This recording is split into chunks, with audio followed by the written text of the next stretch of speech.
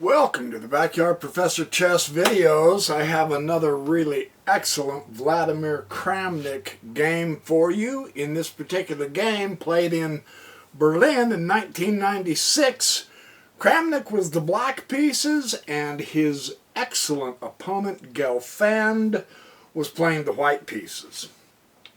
This is a really interesting strategy against a king that castles on the queen side. Very cool game. I wanted to show you this. Gelfand opens with the queen pawn.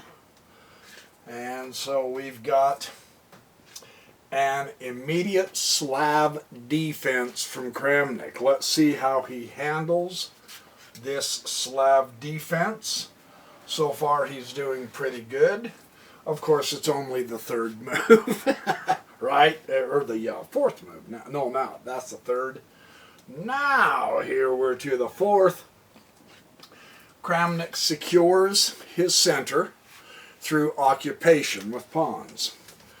Very interesting how he does this. Gelfand is not a whit behind him in securing the center. Gelfand puts his queen on c2 in order to help potentially push the e4 pawn. But his real advantage here, his real objective I should say, is to prevent Kramnik from putting the knight on that excellent e4 square. So he wants to make sure Kramnik's not going to make that move. If he can at all prevent that, that is what he wants. That would be a superb knight for Kramnik, without question. So Kramnik will develop his bishop. And now Gelfand, the theme here is he wants to castle queenside, which will give him a chance to throw the pawns up against Kramnik's kingside and attack his kingside, yeah? So this is why that pawn push. Kramnik just now developed his bishop to d6 because of the nature of the change of the entire situation here. Kramnik blatantly just disregards the opening rule of moving the same piece twice. Now it's a new game. So the thing I've noticed in studying some of Vladimir Kramnik's games is he was very flexible in his approach to changing up a strategy. If he was going after a specific square and it worked out that that square was not going to get into his possession, then he would flexibly change to a different strategy.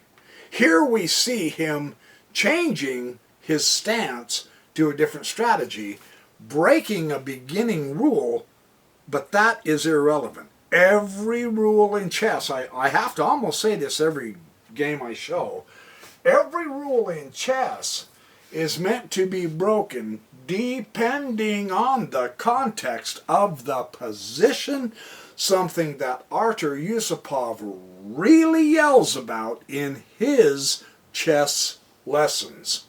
And that is also the thing that made Vishy Anand so powerful. Truly.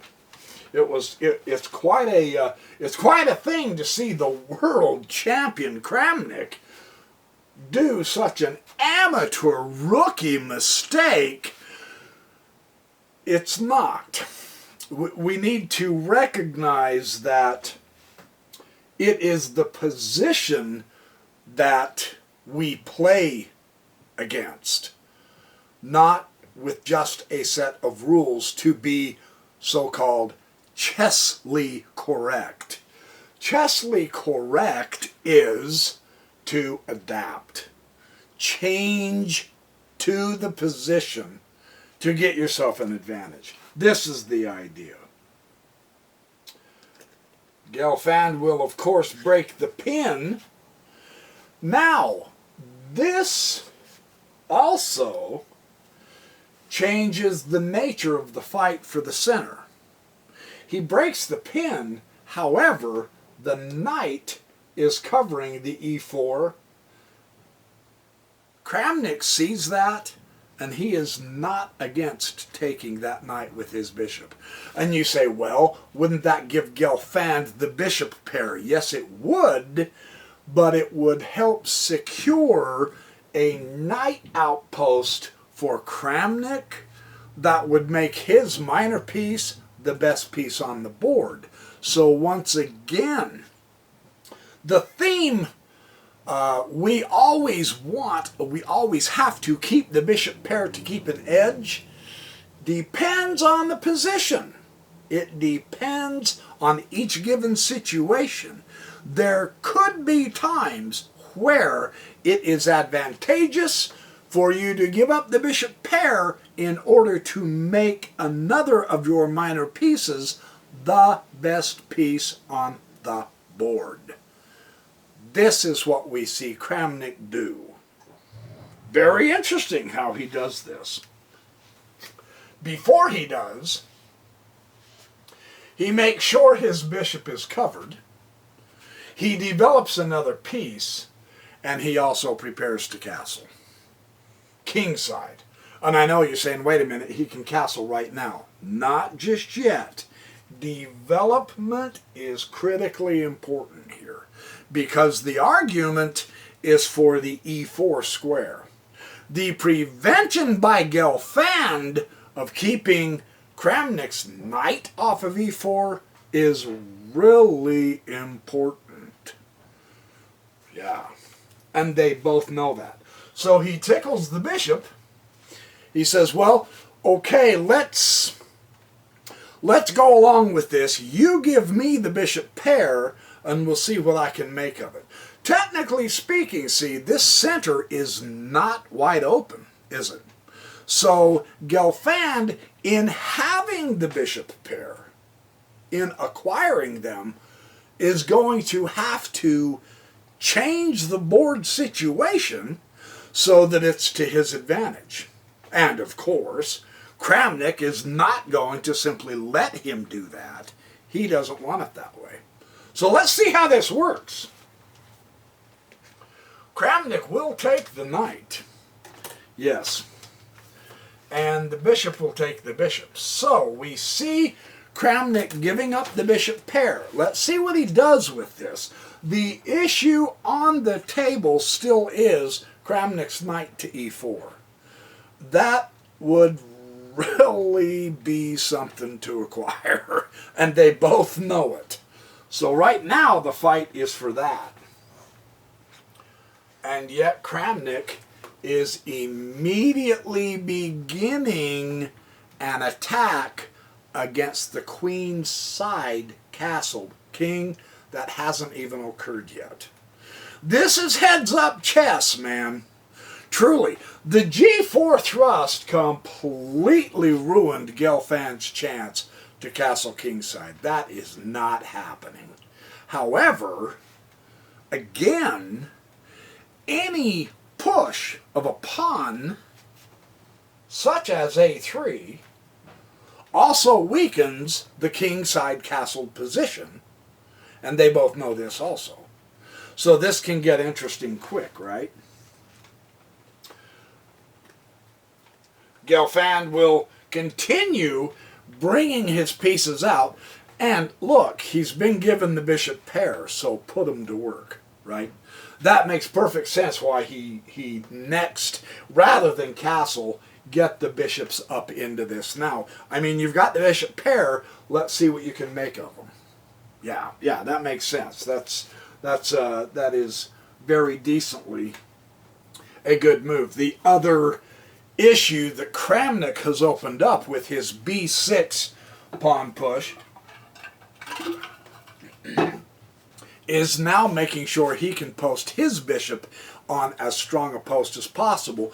b7 is good, but a6 is much better because he's hitting c4. And so the bishop of Gelfand is going to have to defend at this point the c4. So he can't put his bishops into a fighting position just yet. For now, he has to stay on defense, as well as prevent Kramnik from sticking that knight on e4. So you're starting to see that the way Kramnik is playing, and because he did move that bishop in the opening twice to get rid of that one knight of Gelfand, that Gelfand appears to be a little bit more on defense than actually making the board clarified for his advantage. That's what we're seeing right now. We're seeing the beginning of some difficulties. And Gelfand is going to try his best to alleviate those difficulties. And I mean, it's a move that covers the c4 pawn yet again, but it's really not the best way to do it. I mean, there appears to be no best way for Gelfand to keep the strength in the center, or even to open it up to favor his bishop pair. So we're beginning to see a change of power here into Kramnik's hands, slowly but surely. There just isn't that much. And of course, Kramnik is going to take that c4. That was his target. He acquired it. Yes, it's defended, but notice how it changes the dynamic in the center, which opens up very real possibilities for Kramnik to get his knights into that center, preventing, or rather making it more ineffective for Gelfand's bishop pair. That's what we're beginning to see here. And I know I'm long-winded today because I'm explaining the ins and outs of this, but that is part of the point of the entire game. We want to see how he did this, because if you give up the bishop pair, you really have no choice but to try to keep your knights as strong as possible, or make them as strong as possible, because you've given your opponent a dandy weapon if he knows how to change the board position into his favor. That makes sense? So this is why Gelfand is, Kramnik is playing the way he's playing.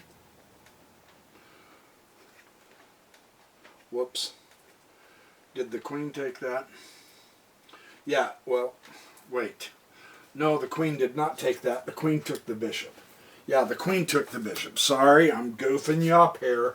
And then, of course, Kramnik took the bishop. So now, see, the way Kramnik has played through the center, now Gelfand's, quote, advantage of the bishop pair is gone. And so once again we see the dynamic change, and now it's almost a must situation that Gelfand has to castle queenside now. He's got to do that right now. So it's close. It's getting very close here. And once the queen takes, of course, now Kramnik will castle, bringing both his castles in. And Gelfand pursues. Now, this isn't bad. He's got the pawn thrust already, so to pursue it makes sense. Otherwise, you can't justify that pawn move. You know. And yet, on the other hand, Gelfand is not technically prepared as well for a kingside attack. So, I mean, this is still kind of a preliminary basis. So the real question is now, they are going to castle opposite sides, obviously. So who gets to the king first? That's the issue. That, I should say, that becomes the issue. This does prevent the knight to e4, but there's no point in going to e4 anymore because it's not an outpost. because Kramnik used his pawn to get rid of the bishop pair. So knight d5 is a really strong post. And of course, he doesn't want to lose his other bishop, so Gelfand will bring his bishop back down. And now, in order to stifle Gelfand pressing the e4 pawn, by pushing f5, Kramnik secures his knight on d5. And you go, well, he can still, yeah, no, he can't still. If he captures en passant and the queen recaptures, that's a disaster for Gelfand. That's not what he wants. I mean, the F file is Kramnik, so that won't work. Gelfand saw that, and so he's willing to push the F5, and that, of course, prevents Gelfand from pushing E5 or E4. So he secures his knight in the center by pushing that F5. Very interesting. So now truly, Gelfand has to castle. The castling has occurred, and immediately, this sets the stage for the rest of the game. This particular game is about attacking the king. I've mentioned before several times in several different games, depending on the situation, you don't always have to attack the king. This board says attack the king, and he does. He's coming. And you go, how does c5 attack the king? Part of the principle of a kingside attack is to open up lines to the enemy king. So what you're going to see in a kingside attack is pawn and piece sacrifices. Now you see the forward thrust of Kramnik non-stop, of course, because he's going after the king. And so Gelfand's g-pawn push, that wasted too much time, and Kramnik has the advantage here because he's going to be able, and here is why. Number one, it's on a file that's going to be opened, and the king is on that file, so Gelfand must move his king now instead of continuing to coordinate and attack the king. And all you need is one move, you guys.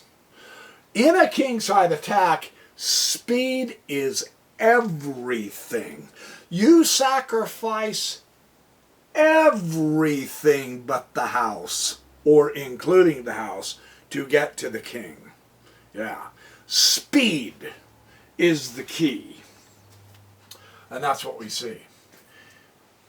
Notice the difference between the pawn thrusts of Kramnik against the queenside castled king of Gelfand, and the lack of pawn blasting, the lack of pieces attacking Kramnik's king, the lack of any coordinated effort. It's remarkable how Kramnik's attack in the center to get rid of the bishop pair, and how forcing Gelfand to retreat his bishop, that took the sting out of any kingside attack on Kramnik. Now Kramnik's calling the shots. It's really interesting to see how this works. And he said all he did was gave up the b5. Not true. What this did is it gave Kramnik an open file directly across from the king. Yeah. Now he's firmly in charge. He developed a piece in the meantime as well. Now Gelfand is on the defense. And this is so important because when you get a rook on an open file, and we are in a kingside attack, you put it on the best possible strongest square, which is exactly what Kramnik does. Yeah. That, you go, oh my, yikes. So king comes to a2, and now for sure, see the bumping of the a3 pawn to tickle that bishop to make him take that knight has now come back to haunt Gelfand. He wishes like crazy that pawn had stayed at a2 without question, because that would have prevented this and this. Here comes Kramnik, man. It's no wonder he was such a fantastic world champion. I don't think he's been analyzed or talked about enough by any of us YouTube chess commentators at all. He plays absolutely exquisite chess, so he has secured the B file as an attack. More or less, he's kind of neutralized Gelfand's queen, really. She's not capable of doing a whole lot just yet. That doesn't mean Gelfand is out of this by any means, but what's the next thing Kramnik does that is really strong for real? Right in the center. And you go, it's a kingside attack. That's right. It's remarkable. By working in the center, it strengthens the kingside attack. Let's watch. Let's watch. This is really interesting how this works. Gelfand is not a lousy grandmaster, man. Notice he also is bringing every piece into this game. Fundamentally so, man. You can't leave anything out playing a world champion and get away with it. Now, one of the reasons why Kramnik bumped this pawn forward in the center, that's true. You notice that Gelfand did not take the pawn. No, you can't. You'll notice that they've left the tension here. Gelfand can't afford to open the center because his king isn't real secure. Number one, the file. Number two, the bad positioning of the king. Number three, the I'll say ineffective placement of his queen. It is in Gelfand's interest to keep this baby locked, solid, closed, whatever you want to call it. So the tension here is getting real tough. By bumping the pawn again, giving the tension to the d4, now Kramnik can put his queen on a still more effective square, and I wanted to compare the queens here. Watch where the queen is pointing. Right. Gelfand sees that and he goes, oh crap. So again, the weakening, the light square weaknesses. True, Kramnik has no bishops. This is what else is so interesting. And yet, the white square weaknesses, because of the queen now, on a much more effective square, become glaringly obvious. Plus, the file. This is a very strong attack by Kramnik, man. And this enabled Kramnik to come through the center. So he'll take the pawn, and Gelfand has to lose the exchange here because Kramnik coming through the center is way too strong. So he'll lose the exchange. Whoops. So he loses the exchange. It does centralize Gelfand's queen a little bit more, but that's not the point. Yeah, his d4 is threatened with the knight and now the queen, of course, but that's not the key to this position. He can let d4 go, and you say, well, wait a minute, that's a central pawn. Yeah, that's true. It is a central pawn, but he has a much stronger play here. Remember, it is a kingside attack, so let's giddy up and go. And that is an exquisite rejoinder.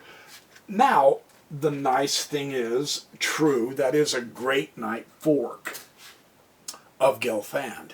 Here's the issue. You have a queen, a rook backed up with a rook on a file, and a knight into the attack. What you have to do is you have to find the right combination to get to the king. And it doesn't matter what sacrifices are involved.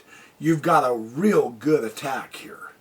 So it's okay if Gelfand forks the queen and the rook, because Kramnik already figured out how he was going to win it.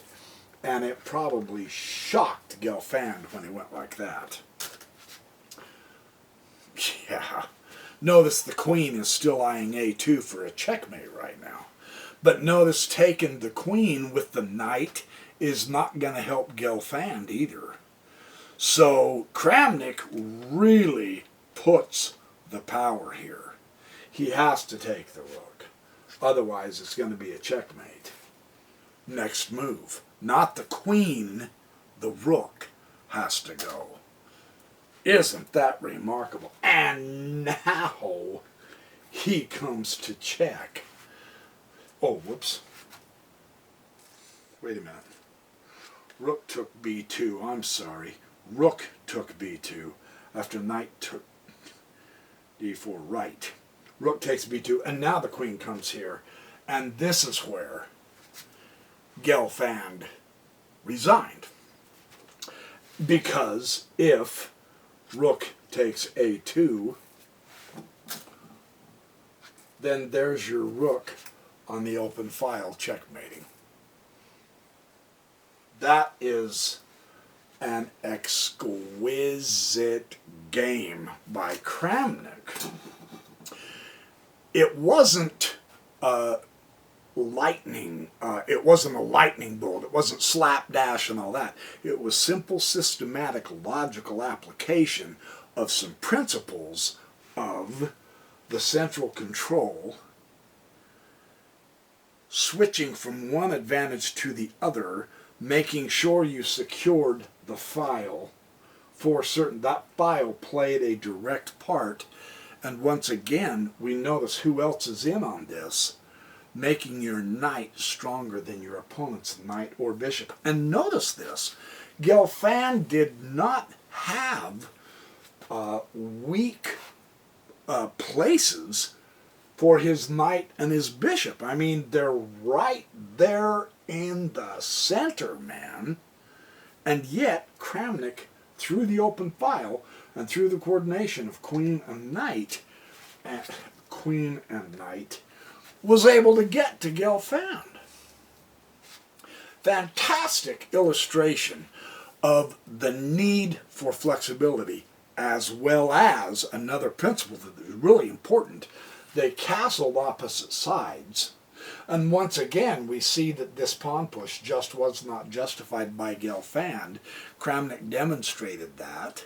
We see that the speed of the attack on the king does happen much more often than not when you castle on opposite sides. That basically is the signal to go total out, and Kramnik beat Gelfand to the punch. So there's your chess exercise. This is This is a phenomenal game in my opinion. I'm really enjoying studying several of Kramnik's games. A lot of fun. Very, very interesting player. No wonder he was a world champion for a little bit. So remember, be good, do well, have fun, make friends, be happy, be safe, enjoy the world, enjoy the chess game, keep on trucking with our chess hopeful improvements, and I will see you in the next Backyard Professor Chess videos.